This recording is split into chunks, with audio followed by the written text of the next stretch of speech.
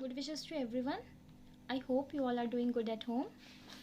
So, I'm going to deal with the topic of the cardiovascular disorders, and the topic from the unit is cardiogenic shock. So, let me tell you about the shock. Shock is nothing but the decrease in oxygen supply to the body.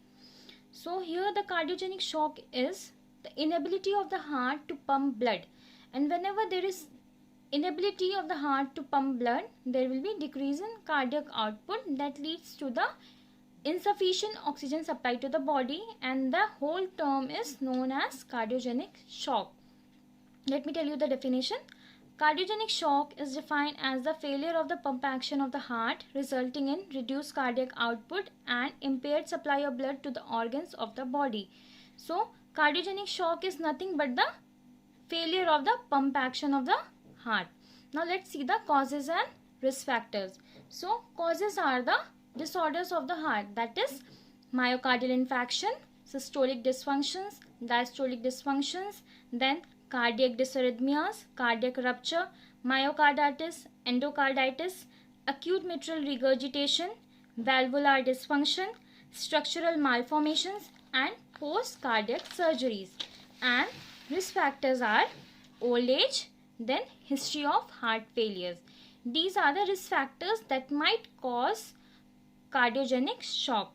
Now let's see the signs and symptoms, that is nothing but the clinical manifestations. Whenever the person is having cardiogenic shock, how it can be noticed by the person or his relatives. So symptoms of the cardiogenic shock are angina pain, nausea and vomiting, dyspnea, cyanosis, profuse sweating, restlessness, palpitations, faintness, cold clammy skin, dysrhythmias. So these are the signs and symptoms that you are going to notice in the patient with the cardiogenic shocks. These are the pre-symptoms you will be noticing in the patient.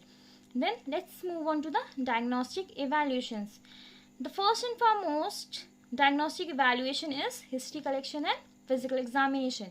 You are going to do a thorough history collection of the patient to know his family history or his past medical history. Then you are going to do the physical examination. In physical examination, we have to focus on the blood pressure of the patient. Then we will move to the ECG, chest X-ray, echocardiography, coronary angiography, and blood test. So now we will see the management. In management, we are going to give the first line treatment, that is basic treatment. Whenever the patient comes to the hospital, we should always know the basic treatment. We cannot push the patient directly to the ICU. We need to give some emergency or basic treatment. So this basic first line treatment includes oxygen therapy, because the person is having decreased oxygen supply. So we have to give the person oxygen therapy.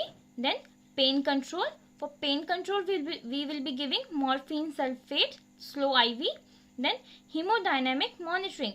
Hemodynamic monitoring is necessary to monitor the patient response of the treatment. Then we will be giving the fluid therapy. Now let's see the medical management. In medical management, we will be seeing the drugs, what we are going to give to the patient. Mainly in medical management, we will be giving the cardiac drugs that will increase the heart rate or that will allow the heart to pump the blood properly. That includes dobutamine. Dobutamine is nothing but the drug that will stimulate the myocardial beta receptors. This myocardial beta receptors will strengthen the myocardial muscles, and whenever the myocardial muscles get strengthened, it will help the heart to pump the enough blood. Then we can administer nitroglycerin. This nitroglycerin acts as a vasodilator and reduces the preload.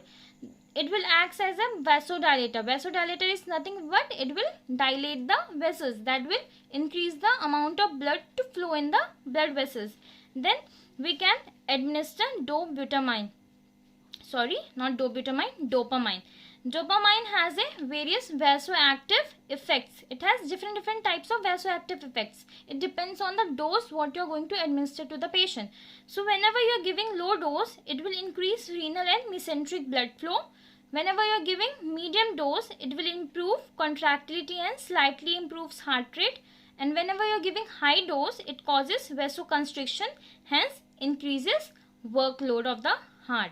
Then except that, you can also give other medications, that is aspirin, heparin, epinephrine and norepinephrine. These are the emergency drugs.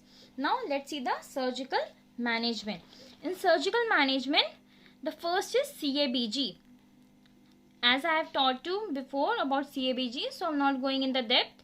CABG is nothing but the coronary artery bypass grafting. Now next surgery is surgery to repair an injury to the heart. Whatever injury is there to the heart, we will be focusing on surgery or repair of the injuries. Then the next is heart pump. Whenever the heart is unable to pump the blood, there is a artificial substitute for it, that is known as left ventricular assist device. This is the substitute to the heart whenever the heart is not able to pump the blood. It is attached to the abdomen and it is connected to the poor heart, which is helping this device is helping to the heart to pump the blood, and it helps to circulate the blood to the all part of the body. Then the next is intra-aortic balloon pump. As the name suggests, intra-aortic, that means arteries. So this balloon is inserted into the artery where the blood is getting collected, or it is the main part of the heart where the blood is getting collected. This balloon helps the artery to open wide and allows the blood to flow through it. And the last is heart transplantation. When there are no options left, we will go for the heart transplantation.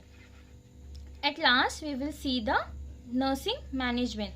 This nursing management is mainly based on the patient main symptoms or minor patient starting symptoms. So it is like cardiogenic shock is nothing but the decrease in blood supply to the heart. So this blood supply is causing nothing but the decrease in cardiac output. So our nursing management will also be based on the decrease in cardiac output. So let's see the first nursing management.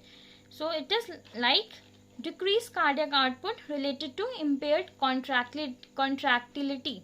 So whenever there will be decreased contractility, the heart will not be able to pump the blood, and that will cause decreased cardiac output. So, and the next nursing management is impaired gaseous exchange related to decreased blood flow. Fourth is fluid volume deficit related to decreased cardiac output. And the last one is anxiety related to hospitalization. So this was the cardiogenic shock.